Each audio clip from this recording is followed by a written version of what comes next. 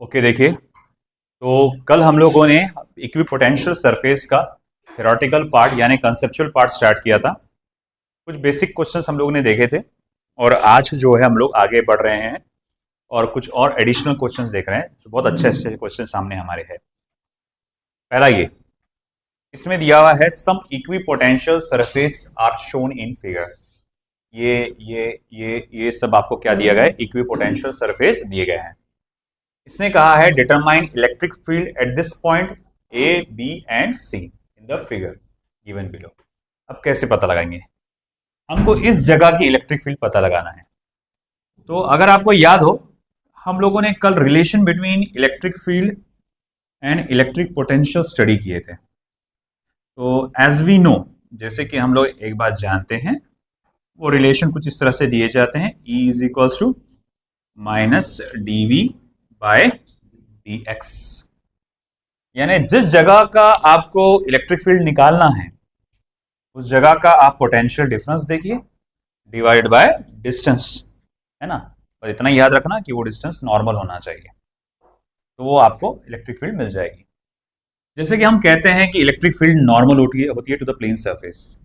Electric field कुछ इस तरह से जा रही होगी, है कि नहीं। और इलेक्ट्रिक फील्ड कहाँ होती है? Directed in the direction where the electric potential decreases, है ना। देखिए, इस डायरेक्शन में होता है जहां पर इलेक्ट्रिक पोटेंशियल आपका डिक्रीज हो रहा है। ओके, तो देखिए इस तरह से डायरेक्शन ऑफ इलेक्ट्रिक फील्ड है। मुझे पॉइंट ए की इलेक्ट्रिक फील्ड पता लगानी है, तो मैं इसको कैसे पता लगा सकता हूँ? वेरी सिंपल, यहाँ पर इस रीजन का पोटेंशियल डिफरेंस देखो। अरे यार, ये इस रीजन का पोटेंशियल डिफरेंस मैं कैसे देखूंगा? अरे भाई, बहुत आसान है, 30 माइनस 40। तो 30 माइनस 40 करिए, आपको मिल जाएगा potential difference divided by distance, जो कि कितना है बेटा? 20 सेंटीमीटर। तो ये कितना हो जाएगा बेटा फिर, है ना? माइनस तो 10/20 हो जाएगा, 10/20। तो हाँ, मेरे को सेंटीमीटर का करना चाहिए था, -2 में कन्वर्ट, मीटर में कन्वर्ट करना पड़ेगा ना, क्योंकि ये ऐसा सिस्टम में, सीजीए सिस्टम में -2 चला जाएगा ऊपर, जो कि हो जाएगा 10⁻²। ये 0 0 कैंसिल हुआ, 100/2 that will be how much? 50 volt. आया समझ में? हाँ, वोल्ट पर metre. Good, thank you, volt पर मीटर। और अब इसी तरह से मुझे अगर electric field at point B निकालना है, तो पॉइंट बी जिस रीजन में है वहां का पोटेंशियल डिफरेंस लगेगा। आप डीवी की जगह डेल्टा वी भी लिख सकते हैं, कोई फर्क नहीं पड़ने वाला, minus delta v upon delta x भी लिखे तो चलेगा, है ना। तो फिर मैं कहूंगा माइनस ऑफ डेल्टा वी कितना आएगा? 1 second, 20 minus 30 divided by delta x कितना हुआ बेटा? 10 सेंटीमीटर। क्या हो गया? तो वो ढकेल दो, बोलना दरवाजा खुला है। 10 इंटू 10⁻²। अच्छा देखो, 20 माइनस 30 क्या हो जाएगा? -10। -10 क्या हो जाएगा? +10। तो ये 10/10 इंटू 10⁻², -2 ऊपर जाके +2, कैंसल कैंसल, 100 वोल्ट पर metre. This is electric field intensity at the point. Okay, what about the point C? Electric field intensity at the point C निकालने के लिए minus delta v upon delta x again, है ना। तो फिर minus of again 10 minus 20, जो कि -10 हो जाएगा। डेल्टा एक्स कितना बेटा? 5 सेंटीमीटर।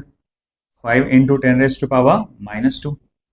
ओके, 10/2 कितना होता है बेटा? 2।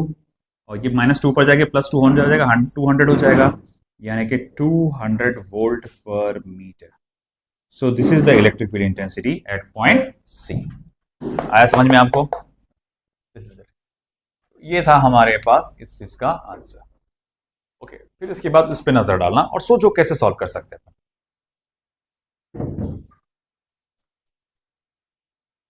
कर लो जल्दी से copy, I give you time.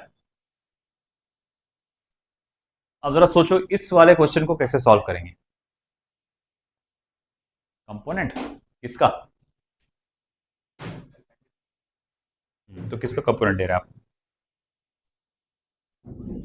Potential तो स्केलर क्वांटिटी है, वेक्टर क्वांटिटीज के कंपोनेंट लगते हैं। स्केलर क्वांटिटीज कहां से निकलेंगे कंपोनेंट्स? अच्छा एक बात होता है, ये डिस्टेंस ले सकता क्या मैं? मालूम है ये 5 का गैप है, 5 का गैप है, 5 का गैप है, 5 का गैप है, वो डिस्टेंस ले सकता क्या मैं? जैसे E equals to dv by dx, dv तो मालूम है 10-10 का गैप है ना, डिस्टेंस में 5-5 का गैप है, तो क्या वो डिस्टेंस ले सकता हूं मैं? 10/5, 10/5 ऐसा ले सकता क्या? नहीं ले सकता। क्यों नहीं ले सकता? क्योंकि वो डिस्टेंस नॉर्मल नहीं है। मुझे वो डिस्टेंस चाहिए जो एक पोटेंशियल सरफेस को कैसे हो, नॉर्मल हो। तो मुझे क्या करना पड़ेगा? नॉर्मल डिस्टेंस बनाना पड़ेगा। ये देखो, है ना, ये मेरा काम का असल, ये है मेरा dx और ये हमको दिया हुआ है। अभी नॉर्मल बनाया तो जाहिर बात है ये एंगल कितना होगा, 90 डिग्री। तो अगर मुझे समझ में आ रहा है इस तरह से कि अगर सपोज करो मैं sin 30 करता हूं तो वो हो जाएगा अपोजिट साइड अपॉन हाइपोटेनियस, यानी कि dx upon 5। Don't you think? dx upon 5, और ये सेंटीमीटर्स में ना, please check out, centimetres x है ना, सेंटीमीटर्स में, तो dx अपॉन 5। अच्छा ठीक है, फिर इसका मतलब क्या हुआ कि dx की वैल्यू क्या हो जाएगी? 5 मल्टीप्लाई बाय 5 सेंटीमीटर है वो, तो 5 इंटू 10⁻⁻², 1/2, तो ये हो जाएगा 2.5 इंटू 10⁻⁻² मीटर्स। सही है, ये आ जाएगा मेरे पास dx। हमको परपेंडिकुलर डिस्टेंस चाहिए, ये याद रखना। फिर मैं कहूंगा okay, what about E? It is nothing but minus dv by dx। Okay, what about minus dv? dv कितना है? ओके, फाइनल माइनस इनिशियल, यानी 20 माइनस 10 डिवाइडेड बाय dx कितना है बेटा? 2.5 into 10⁻⁻², that is equals to how much? minus 10 upon 2.5 into 10⁻+2, और ये हो जाएगा 400, माइनस 400 वोल्ट पर मीटर। ओके, क्या आप मुझे डायरेक्शन बता सकते हैं इलेक्ट्रिक फील्ड का? डायरेक्शन ऑफ इलेक्ट्रिक फील्ड, चलो मैं ये कैसा बना रहा हूं, परपेंडिकुलर सरफेसेस, तो मुझे एरो ऊपर देना चाहिए कि नीचे देना चाहिए?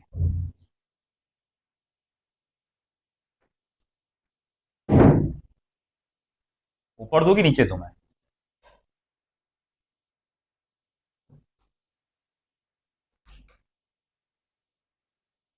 अभी पहले थोड़ी देर पहले एक स्टेटमेंट बोला था मैंने, और नहीं तो कम से कम बाजू में नजर डाल दो। Electric field is in the direction where potential decreases. और आपको कल याद होगा स्टेटमेंट पढ़ने लगाया था मैंने, कंक्लूजन है डिक्रीजेस द स्टीपेस्ट, है ना, डिक्रीजेस। अभी के लिए फोकस करो डिक्रीजेस पे। अरे सिंपल सा लॉजिक है, मैं वो भी बताता हूं आपको क्यों। ओके, बताता हूं, देखो कैसा। इमेजिन करो मेरे पास एक एरे ऑफ पॉजिटिव चार्ज है, और जाहिर बात है ना, इलेक्ट्रिक फील्ड जो यहां से निकली होगी वो इलेक्ट्रिक फील्ड का डायरेक्शन कुछ ऐसा होगा। ठीक है ना? ओके, मैं आपको दो पॉइंट्स लाके दे रहा हूं, पॉइंट ए और पॉइंट बी। एक 1 कूलम के चार्ज को आपको इन्फिनिटी से लाके रखना है। एक टारगेट है, मैंने इनको टारगेट दिया कि आप ए पे लाके रखो, मुश्तबा को टारगेट दिया आप बी पे लाके रखो। किस पॉइंट पे सबसे ज्यादा वर्क लग जाएगा? वक्त नहीं हो रहा है, वर्क। किसमें सबसे ज्यादा एनर्जी लगेगी? बी पॉइंट पे। वहां से लाना है, बी पे रखना है। ए पे ना भैया, अब आप इन्फिनिटी से ला रहे हैं, मतलब वहां से लाके यहां रख रहे, है कि नहीं? तो इसमें एनर्जी का खर्च ज्यादा है? नहीं, यहां पर लाके रखने में एनर्जी का खर्च ज्यादा है, क्योंकि इसको एडिशनल और ज्यादा करीब जाना पड़ेगा। तो वहां से लाके यहां रखने में वर्क डन कैसा रहेगा? ज्यादा रहेगा, और यहां क्या रहेगा? कम रहेगा। तो मैं यहां कहूंगा कि अगर यहां VA है, ये VB है, तो VA is greater than VB, है ना? और अगर मैं बोलूंगा मेरे को यहां लाके रखना है, तो वर्क डन और भी ज्यादा कम हो जाएगा। और देखो डायरेक्शन ऑफ इलेक्ट्रिक फील्ड उधर ही है ना? आप इलेक्ट्रिक फील्ड की डायरेक्शन में जितना आगे जाओगे पोटेंशियल कम कम कम कम होता है, मेहनत उतनी कम कम। मेहनत क्या है, वहां से इन्फिनिटी से यहां लाके रखना है, ये मेहनत है। समझ में आ रहा ना पॉइंट? तो दैट्स वाई कि इलेक्ट्रिक फील्ड का डायरेक्शन अगर आपको देखना है, इलेक्ट्रिक पोटेंशियल सरफेस को नॉर्मल होता है और उस डायरेक्शन में होता है जहां पर पोटेंशियल डिक्रीज होता है, तो पोटेंशियल ऐसा डिक्रीज होगा ना। समझ में आएगी? चलो लिख लो एक बेहतरीन क्वेश्चन।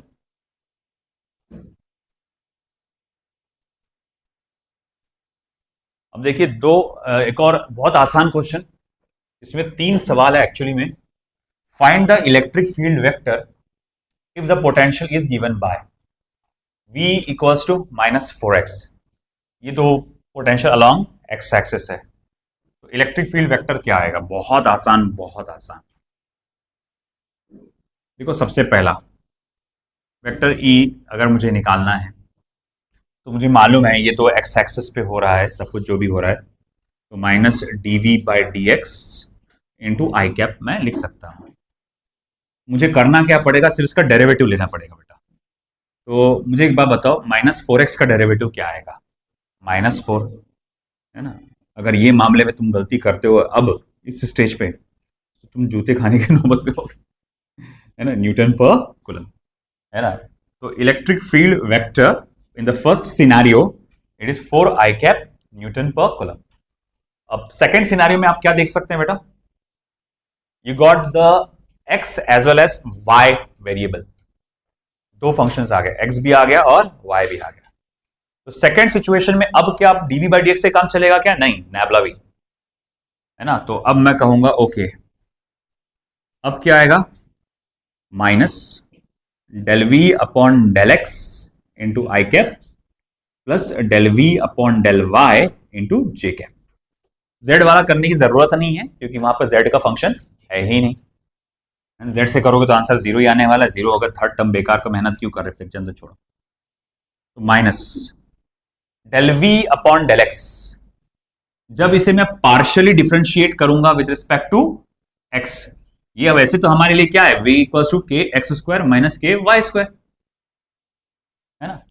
जब हम x के साथ पार्शियली डिफरेंशिएट करते हैं तो y हमारे लिए क्या बन जाता है?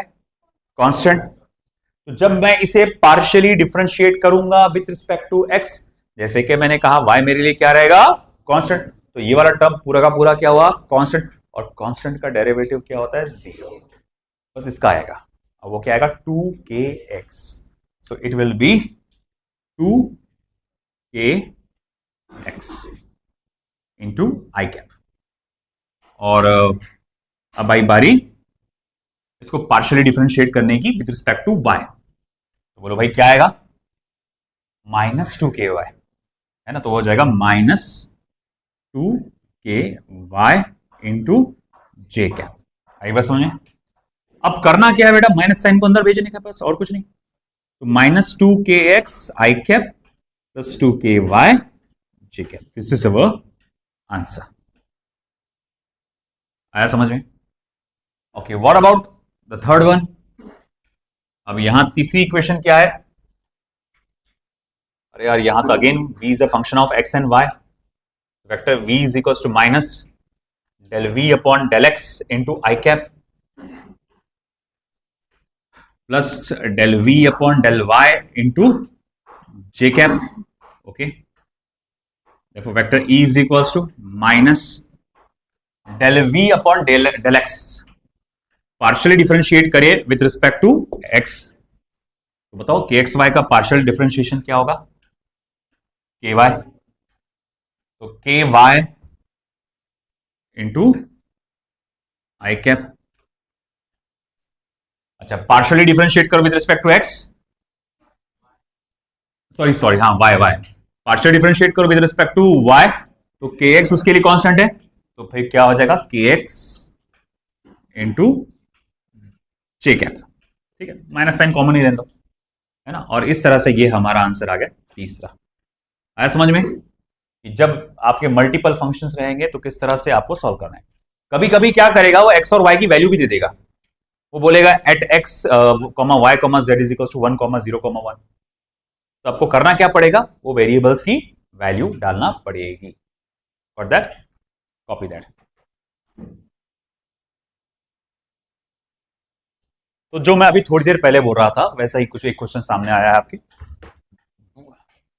आपको पोटेंशियल दिया है and as you can see it is a function of x and y and z as well, है ना। अगर सिंगल एक्स होता तो by dv by d x करके काम मैं चला लेता, बट तीनों वेरिएबल्स का फंक्शन है। अब देखिए what will be the value of electric field intensity?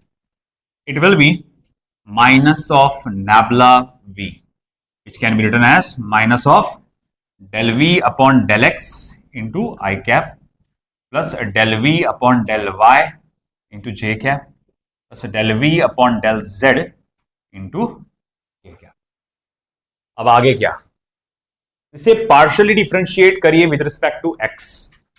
तो जब आप उसको पार्शियली डिफरेंशिएट करेंगे आप विद रिस्पेक्ट टू एक्स, तो वाई और जेड आपके लिए क्या हो जाएंगे, कांस्टेंट। तो फिर ये वाला टर्म जीरो, ये वाला टर्म का डेरिवेटिव भी जीरो, और सिर्फ यहां बचेगा 6y। क्या बचेगा, 6y। तो वो हो जाएगा minus of 6y I cap. आगे क्या, अब इसे पार्शियली डिफरेंशिएट करिए विद रिस्पेक्ट टू y। तो 6xy क्या लिखा जाएगा, 6x माइनस y क्या लिखा जाएगा, -1, और 2yz क्या लिखा जाएगा, 2z, है ना। ax का डेरिवेटिव a होता है, ay का डेरिवेटिव a होता है, वैसा। तो ये इक्वेशन रह जाएगी 6x -1 plus 2z into j cap. तो फिर इसको स्क्वायर ब्रैकेट देना चाहिए आपको, प्लस। अब डिफरेंशिएट करो partially with respect to z। तो ये वाला टर्म जीरो, ये वाला टर्म जीरो, क्योंकि ये दोनों कांस्टेंट बन जाएंगे, उसके लिए यहां पे एक भी z नहीं है ना। तो जिसमें z नहीं वो क्या हो जाता है, कांस्टेंट। तो ये भी कांस्टेंट, ये भी कांस्टेंट, कांस्टेंट का डेरिवेटिव जीरो, 2yz का डेरिवेटिव 2y, तो वो हो जाएगा 2y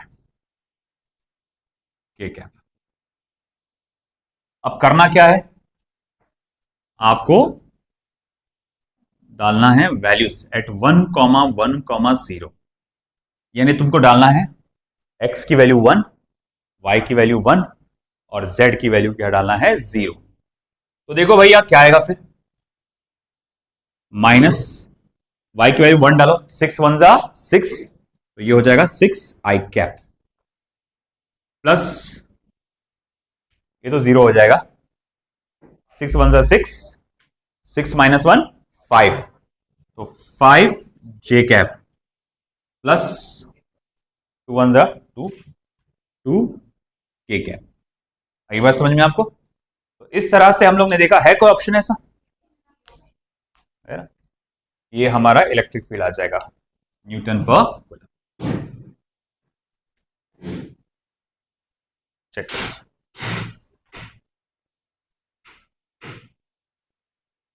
तो देखो बेटा एक बेहतरीन क्वेश्चन तुम्हारे सामने है। इलेक्ट्रिक फील्ड की इक्वेशन आपको दी गई है 10 I cap plus 20 J cap newton per coulomb. कहा गया है कि ओरिजिन पे पोटेंशियल आपका 0 पकड़ के चलिए, तो find the potential at 1 metre, 2 metre. Okay, समझे। अब ऐसा है, देखो बेटा यहां पे 2 मिनट ध्यान दीजिएगा। अगर मैं ये x कोऑर्डिनेट और y कोऑर्डिनेट लेता हूं और मैं कहता हूं कि देखो मेरे पास जो इक्विपोटेंशियल सरफेसेस है कुछ इस तरह से जा रहे हैं, जिससे पहले आपने वहां देखे थे। ओके, अगर थोड़ी देर के लिए मैं मान के चलो ये डिस्टेंस मेरा dx है, और जाहिर बात है इलेक्ट्रिक फील्ड का डायरेक्शन कुछ इस तरह से है, मान लो आप, है ना, और डिस्टेंस dx है। तो आपको याद होगा मैंने कहा हमें इलेक्ट्रिक फील्ड वो डिस्टेंस वो लेना पड़ता है जो नॉर्मल हो टू द इक्विपोटेंशियल सरफेस, या फिर मैं इसको ऐसा भी कह सकता हूं which is along the direction of electric field. तो फिर अगर मैं कहूं कि ठीक है ये अगर एंगल थीटा है, तो जैसा आपने कहा था पोटेंशियल का कंपोनेंट कहा था, वो एक्चुअली डिस्टेंस या डिस्प्लेसमेंट का कंपोनेंट आना चाहिए था dx cos थीटा, है ना। तो मैं कहूंगा ओके मेरा पोटेंशियल डिफरेंस क्या होगा, फिर आप कहेंगे E into d x cos theta, है ना, E into d x cos theta. अच्छा, क्या मैं इसको फिर ऐसा कह सकता हूं, vector E dot vector dx, है ना, vector E dot vector dx कह सकता हूं। आया ना समझ में? मतलब आपका जो पोटेंशियल डिफरेंस है वो कितना बेटा, vector E dot vector dx. अच्छा, ये सिर्फ मैं एक्स एक्सिस के हिसाब से देख रहा हूं, ये मैं सिर्फ क्या देख रहा हूं, एक्स एक्सिस के हिसाब से। और अगर मुझे किसी स्पेस में ये इलेक्ट्रिक फील्ड पोटेंशियल डिफरेंस निकालना है स्पेस में, मतलब इलेक्ट्रिक फील्ड ऐसी नहीं ऐसी जा रही, एक्स की वैल्यू भी बदलेगी, वाई की वैल्यू भी बदलेगी, जेड की वैल्यू भी बदलेगी, तो ऐसे सिचुएशन में पोटेंशियल डिफरेंस कैसे निकालेंगे आप? उसके लिए आएगा vector V dot vector D R आ जाएगा, है ना। तो अब इस बात को ध्यान में रखते हुए, ये रफ वर्क है, इसे आपको लिखना नहीं, मैं अब साइड में लिख के रख लेना लगे तो, हमको ये वाला पॉइंट करना है सॉल्व, कि अगर मुझे पोटेंशियल डिफरेंस कैलकुलेट करना है delta vector v, delta v, तो मुझे क्या करना पड़ेगा, छोटे से पोटेंशियल डिफरेंस का इंटीग्रेट करना पड़ेगा, यानी कि मुझे इंटीग्रेट करना पड़ेगा vector E dot vector D are, है ना, under the terminals vector r12 under the limits r12 r2, ठीक है ऐसा। अच्छा ठीक है, फिर मैं कहूंगा अब यहां बताओ जरा हमारे पास ई की वैल्यू क्या है। आप कहेंगे सर वो है 10 I cap plus 20 J cap, okay. What about the value of dx dr, sorry dr, आप कहेंगे dx I cap plus dy J cap, X axis पे इतना, वाई एक्सिस पे इतना। लिमिट्स क्या है, तो बोले शुरुआत में तो वो ओरिजिन पे थे, तो एक्स और वाई दोनों की लिमिट क्या है, 0 है। बाद में वो कहां पहुंच गए, 1,2 वाले पार्ट पे पहुंच गए। अब इसे डॉट प्रोडक्ट करो, डॉट प्रोडक्ट करने पे वो क्या आ जाएगा, 0,0। अभी डॉट प्रोडक्ट करें, इंटीग्रेशन तो लगाया नहीं मैंने, 1,2 और फिर 10 into d x plus 20 into d y, 10 into d x plus 20 into d y. ये लिखना है क्या आपको, ये वाला पार्ट लिख लो तो बेटर है। अच्छा, ये प्रॉब्लम हो गया उधर का, है ना। तो अब देखो बेटा, यहां पे इस तरह से मेरे पास इक्वेशन बन रही है, तो मैं उसका इंटीग्रेट करूंगा, इंटीग्रेशन करूंगा वहां पे। तो जब मैं उसका इंटीग्रेशन करूंगा तो फिर वो ऐसा लिखा जाएगा कि अच्छा वो इंटीग्रेशन कर लिया मैंने, तो 10x प्लस 20 वाई, क्योंकि dx का इंटीग्रेशन क्या होता है 10x, है ना, और वो क्या होता है 20 वाई। x की लिमिट कहां से कहां तक के है, 0 to 1, और y की लिमिट्स कहां से कहां तक के है, 0 to 2। अच्छा ठीक है, फिर आगे क्या, 10 x की वैल्यू डालो, 1 माइनस 0 करो तो वो तो 1 ही होगा, प्लस 20 y 2 माइनस 0 करो तो वो क्या हो जाएगा 2, तो 10 प्लस 40 यानी कि 50 वोल्ट। ये हमारा पोटेंशियल नहीं, पोटेंशियल पूछा है, पोटेंशियल डिफरेंस नहीं पूछा है उससे, 50 वोल्ट। तो मतलब आप कहेंगे V2 minus V1 is equal to 50 volt. मगर कैसा है, ओरिजिन पे जो पॉइंट है उसका पोटेंशियल क्या कंसीडर किया गया है, 0। इनिशियल पोटेंशियल तो वैसे भी ये क्या है, 0 है, तो फाइनल पोटेंशियल कितना निकल के आया बेटा, 50 वोल्ट। आया समझ में आपको? चलिए ठीक है, कॉपी कर लीजिए।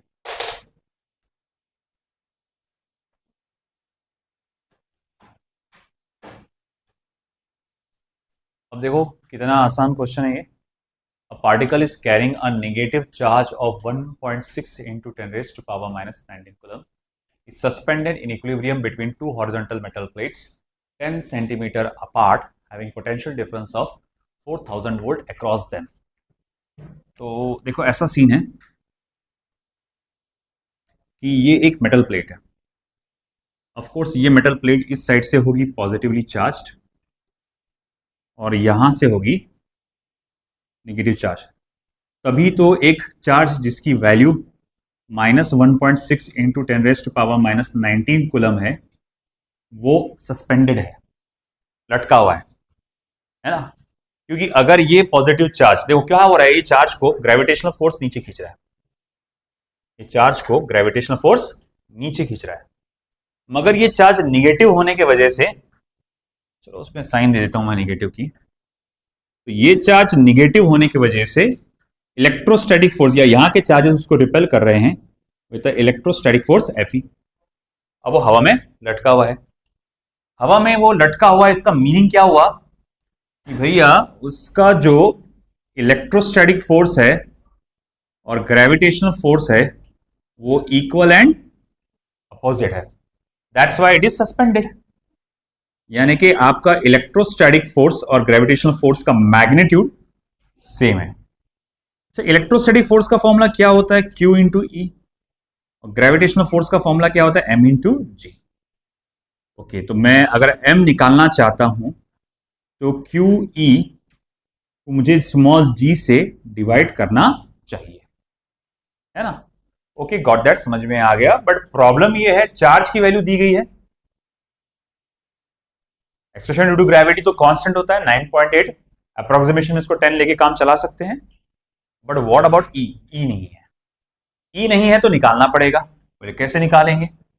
ओके, तो ई निकालने के लिए मुझे लेना पड़ेगा formula minus delta v upon delta y. Y axis में है ना ये, तो डेल्टा वाई। हाँ, direction of electric field is downwards, तो खैर ठीक है, minus delta v. Potential difference उसने दिया है 4000 वोल्ट डिवाइडेड बाय 10, तो वो हो जाए, नहीं 10 सॉरी, कितना हो, 10 माइनस 1 हो जाएगा। 10 सेंटीमीटर है ना, तो 10 माइनस 1 हो जाएगा। तो E इज इक्वल टू हो जाएगा वो 4 इंटू 10 4 वोल्ट पर मीटर, है ना, ये magnitude of E, 4 into 10 4 volt पर मीटर।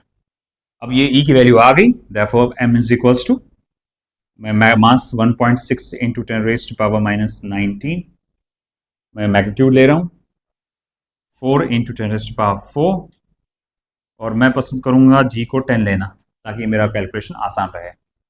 उससे फर्क ये पड़ा कि एक 10 यहां से कम हो गया, फिर मास हो जाएगा इसका 6.4 10 ना, minus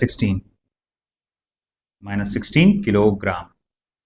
okay, this is it, ये आ गया mass of that charge particle 10 minus 16 kilogram.